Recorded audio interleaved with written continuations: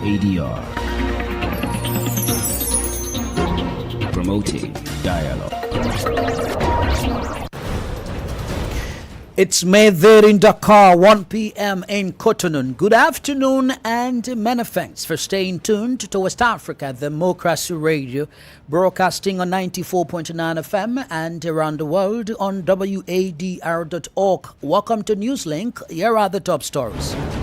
Senegalese authority dismantles network of migrant traffickers. General Mamadi Doumbouya likely to contest for Guinea's presidential elections in 2025. If President Doumbouya wishes to be a candidate, I encourage and support him for the rebuilding of our country, because the constitution, which the people of Guinea will vote on, does not limit its eligibility for elections. Ghana's main opposition political party expresses a vote of no confidence in the Electoral Commission ahead of December polls.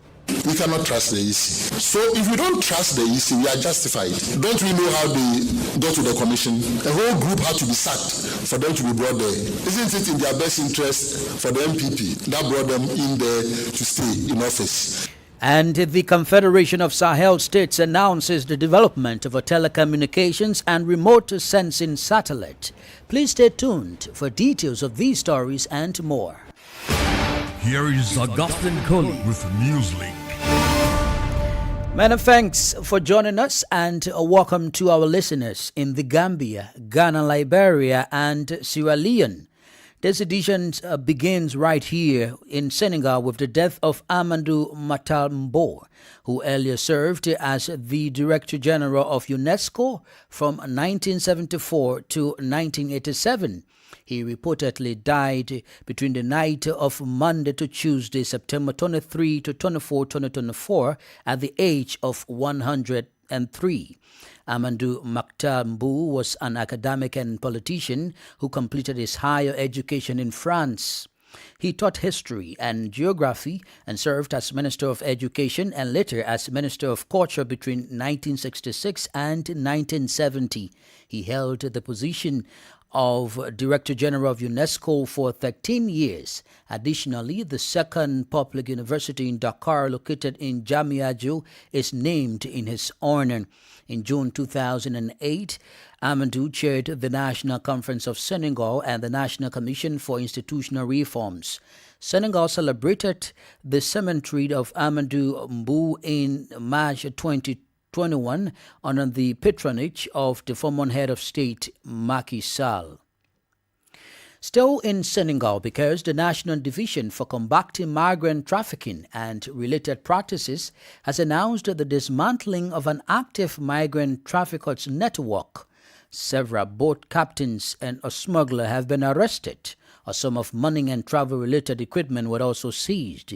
More details from Demba Ama's report voiced by Nadia Tete. In total, the DNLT arrested 4 boat captains and a travel organizer. The unit, part of the Air and Border Police Directorate, conducted an operation on Sunday between Imboro, west of Dakar, and St. Louis in the north. According to the Commissioner Mohamed Goy, head of Public Relations Division of the National Police, more than 5 million francs, approximately $8,200, and an engine intended for the journey was seized. The same source further indicated that the suspects were preparing for a clandestine trip to the Canary Islands. It added that they have been placed in custody and an investigation is underway to identify other potential accomplices. This comes as fishermen discovered 30 bodies of migrants on a boat off the coast of Senegal as they were heading to Europe. That was Demba Ama's report voiced by Nadia Tete. In the Gambia, the ECOWAS Commission, in collaboration with the International Trade Center with funding from the European Union, has launched a week-long training program.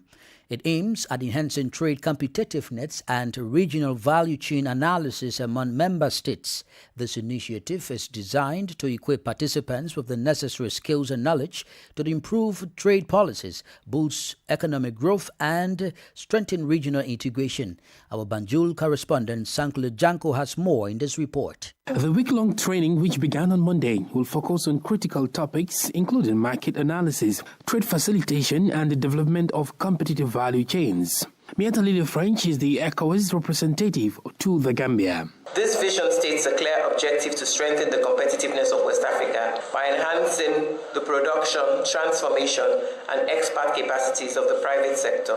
The objective is firmly supported by the regional SME strategies and initiatives. The European Union Head of Cooperation in the Gambia, Enrica Palakani, says the project aims to address trade barriers. We are already supporting the competitiveness through the WACOM program, the West Africa Competitiveness Program.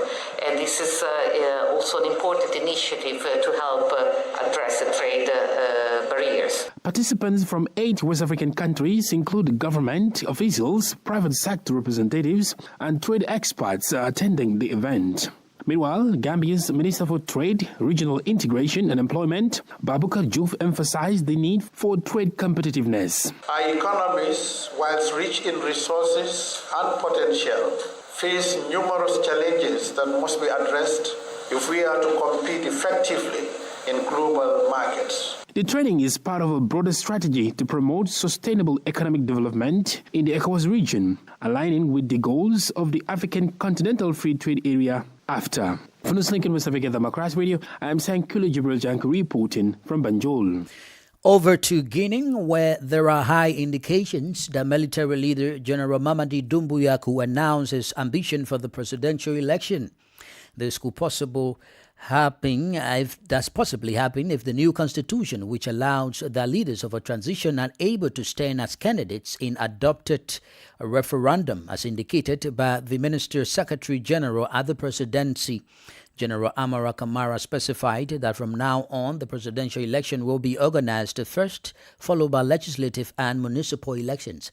Yaros Cheno Alpha Ibrahim Anbadet's report, voiced by Abdullahi Hassan. For several weeks, rumors about a possible candidacy of General Mamadi Doumbouya in the 2025 presidential election have fueled debates.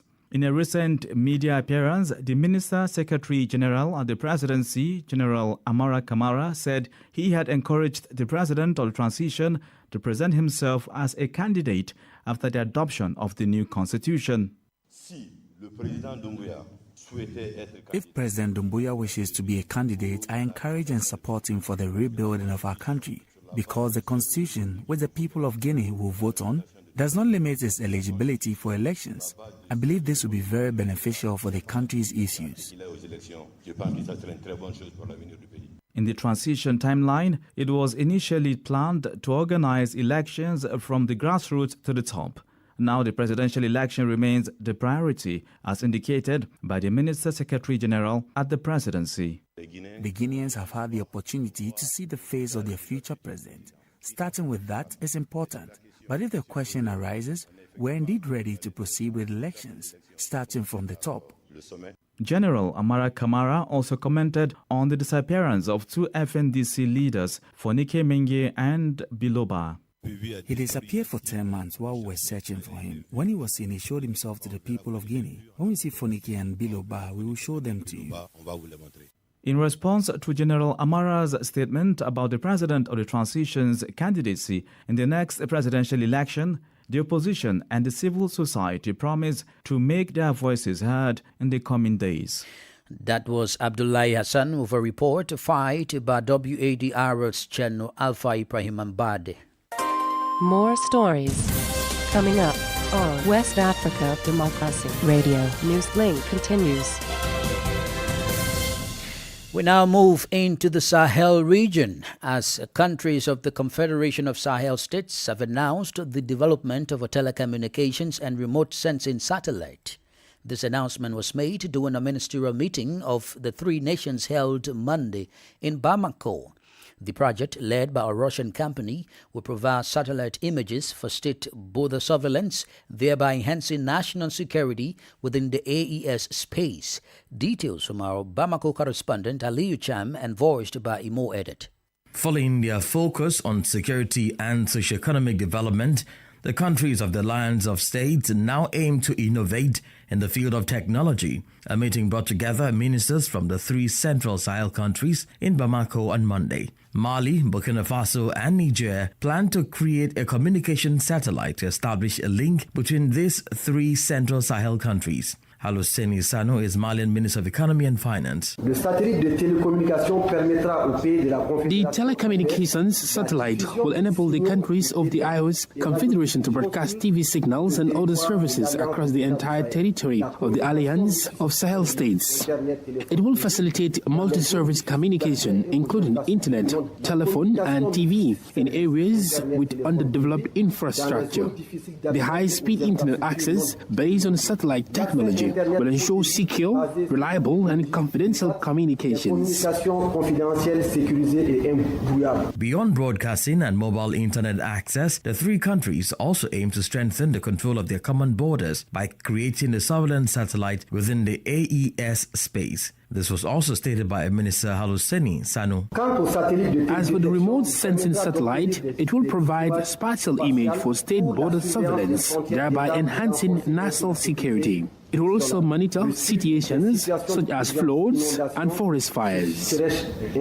This meeting was attended by the Burkinabe Minister of Higher Education, Research and Innovation and the Nigerian Minister of Communications, Posts and Economy. It provided an opportunity to discuss the details of this project, which will be carried out by the Russian company Roscosmos.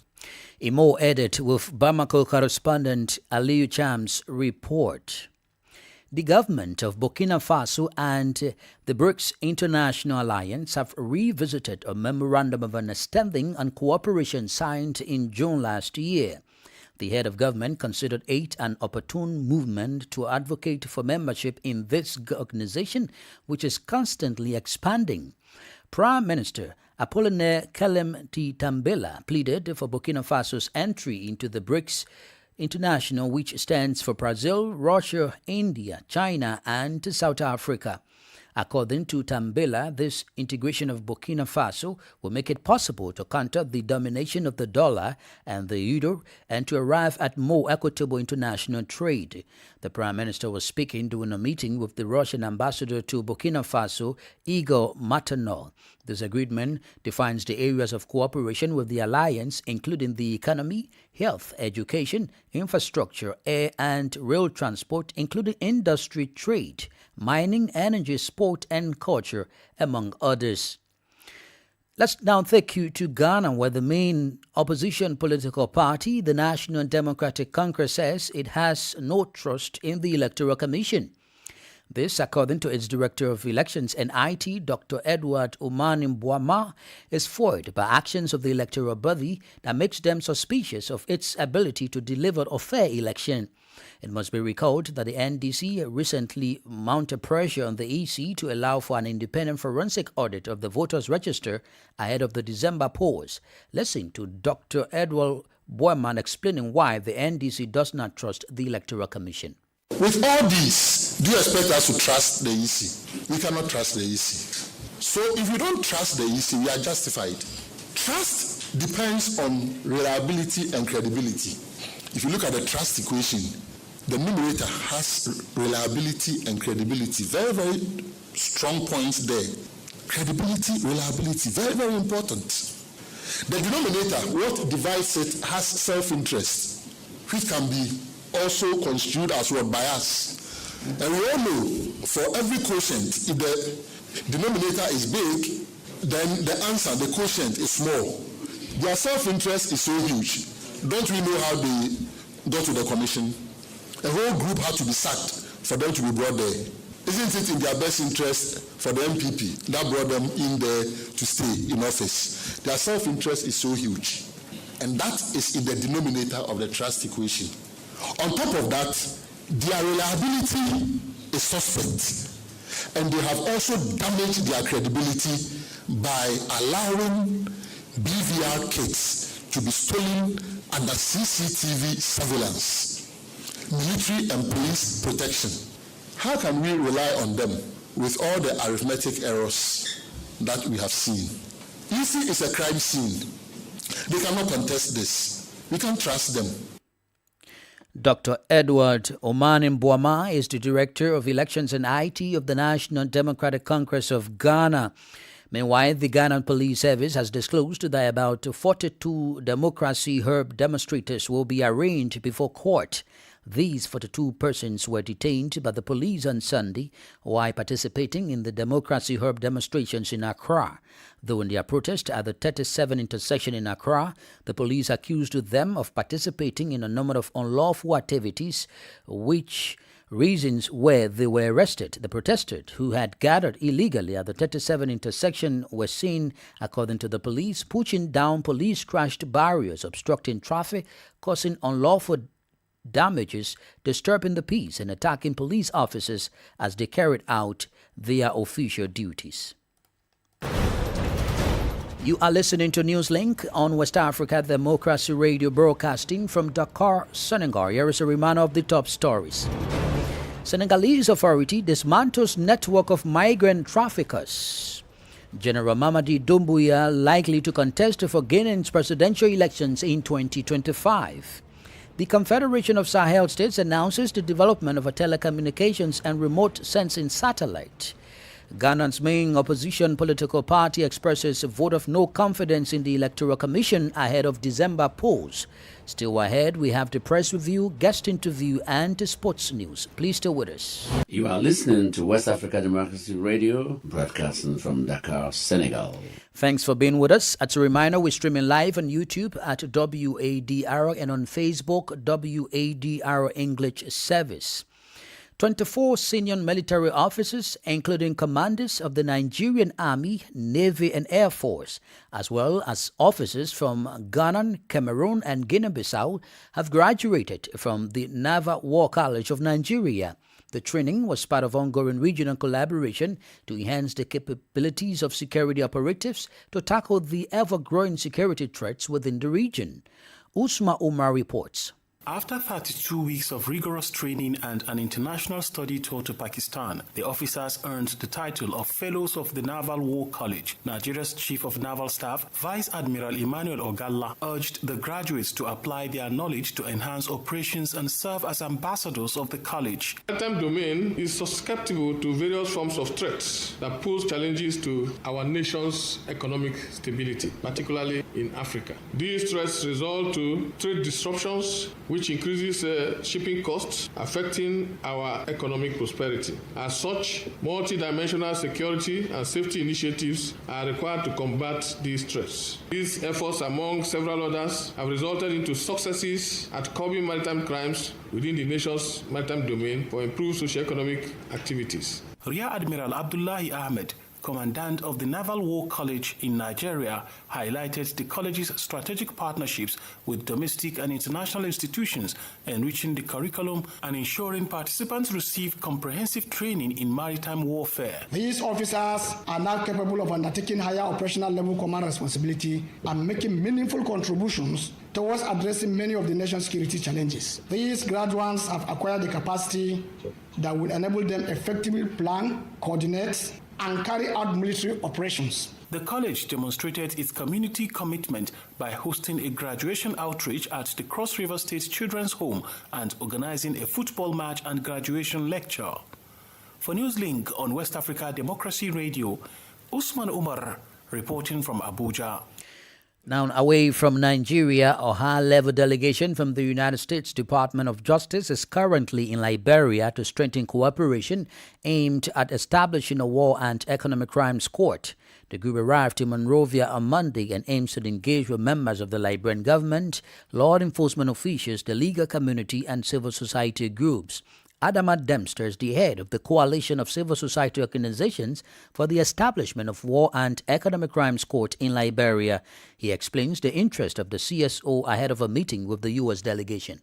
This Senegal visitation is something that opens a door and gives seats at the table where the cross-section of our stakeholders can start having a conversation. What is important is that the civil society meeting with the delegation remain a meeting that we draw on learning from other countries and also learning from them. But what is more important for us is how civil society can strengthen its partnership to give support to the entire process.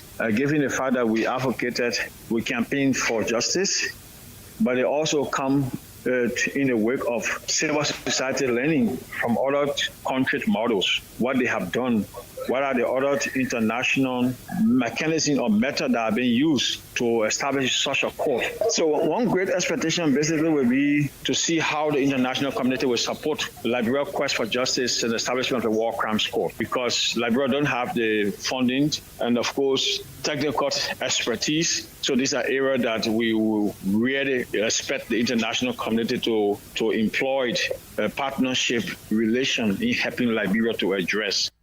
Adamant Dempster is the head of the Coalition of Civil Society Organizations for the Establishment of War and Economic Crimes Court in Liberia. This is the newspaper review. Stay abreast and find out what the top stories are in your country. This is the newspaper review. The newspaper review. For the press review, let's join Christopher Aticho in the Ghanaian capital, Accra. Beginning with the Ghanaian Times, which says the most authoritative newspaper, front page, agriculture productivity, food security, Planting for Food and Jobs 2.0 initiative makes significant strides as grains, livestock, poultry, egg production soar high.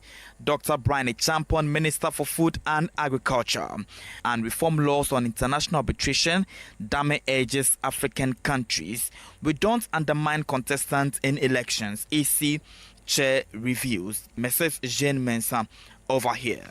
Away from the Ghanaian Times, let's turn attention to the Daily Graphic, which says truth and accuracy every day. APC will prioritize people's welfare, Ayariga.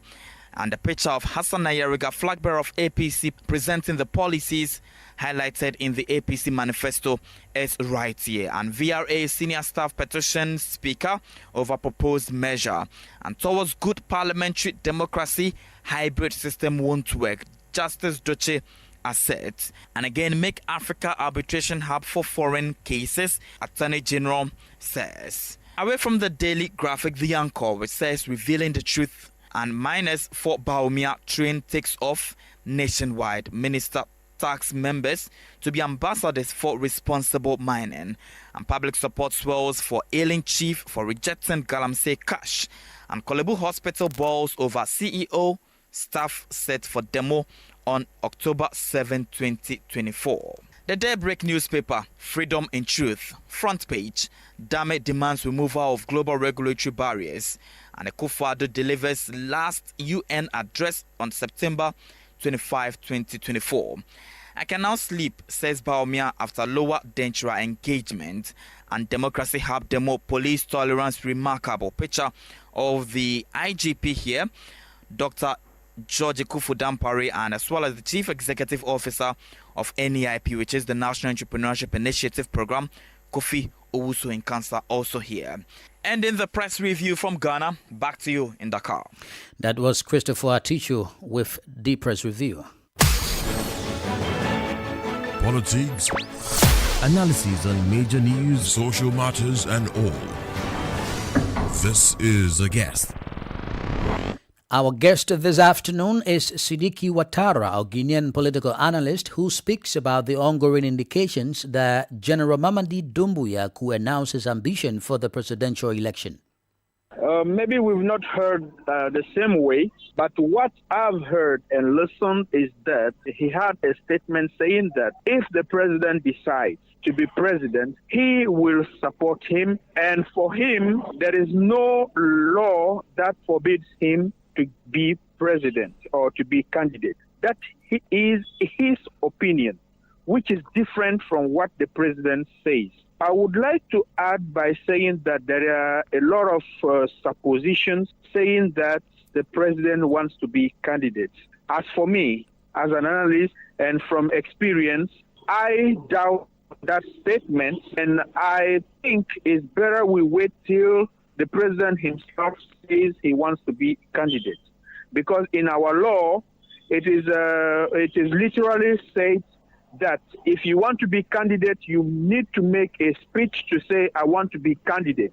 Since that speech has not been made for the meantime, everything that is said is just a supposition, and I don't believe in supposition in this case. Are there constitutional provisions that prevent General Mamadi Doumbouya from contesting for the election, the presidential election? The chart says that none of them, CNRD, government, or any member of those who have got a decree from this CNRD will be candidates. And that chart is working till we vote the new constitution. And people are actually saying that we should put in the constitution that the president, Mamadi Doumbouya, should not be candidate. A constitution is not made for a particular person. A constitution is not made for a specific group of persons. The constitution is made for the general, for the country. So if we put inside that Doumbouya will not be candidate, what if we finish the transition?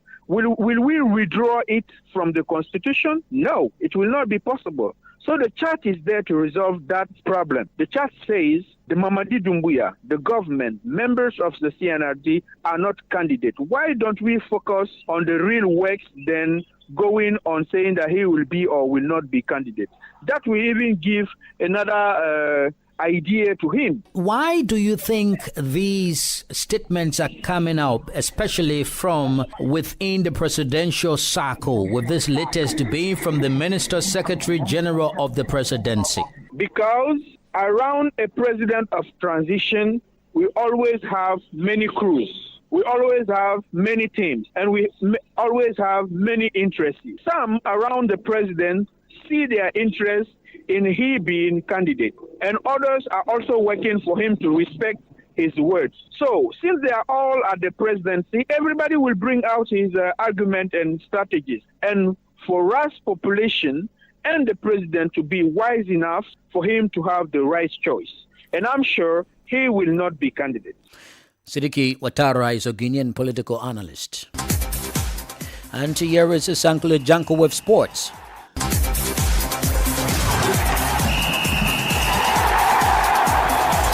Hello there, a warm welcome and thank you for joining us. The Granjwal hosts National 2 landed experience 36-year-old Senegalese ex-international centre Aziz Ndiaye. Ndiaye will be a great addition to Granjwal hosts in National 2 thanks to his experience, according to media reports. The Senegalese Ndiaye tried to make it to NBA and played in the NBA Pro Summer League in 2014. He was called to the Senegalese senior national team back in 2007 and previously for the under-20 national team in 2008. He has played previously professionally in Germany for the Skyliners and Japan for Dragonflies. And in football, Manchester City fear Rodri could miss the remainder of the season with a serious knee injury and a major blow to the Premier League title defence. Rodri was forced off 21 minutes into Sunday's tempestuous 2-2 draw with Arsenal at the Etihad Stadium. Rodri fell into a heap, clutching his right knee after falling during a run alongside Ghana international Thomas Partey to meet a corner and was helped off the pitch by medical staff. Tests undertaken on Monday uncovered the severity of the injury, and a further round of examinations are expected to confirm that Rodri is set for months on sidelines. The Spain international will visit Dr. Ramon Koga in Barcelona for treatment, and his absence will be acutely felt by Guardiola, who has built his foundations around the central midfielder. And that's it for sports. It's back to you. We've come to the end of this edition of Newslink on West Africa Democracy Radio, broadcasting from Dakar, Senegal. Thank you for listening, and many thanks to Krista Mukidi and Maudo Chujuf for the technical assistance. Do interact with us via our social media platforms, X formerly Twitter, Instagram at WADR News, and on Facebook, WADR English Service. I am Augustine Cully. Good afternoon. And many thanks to you for listening to Newslink via Hot 104.3 FM.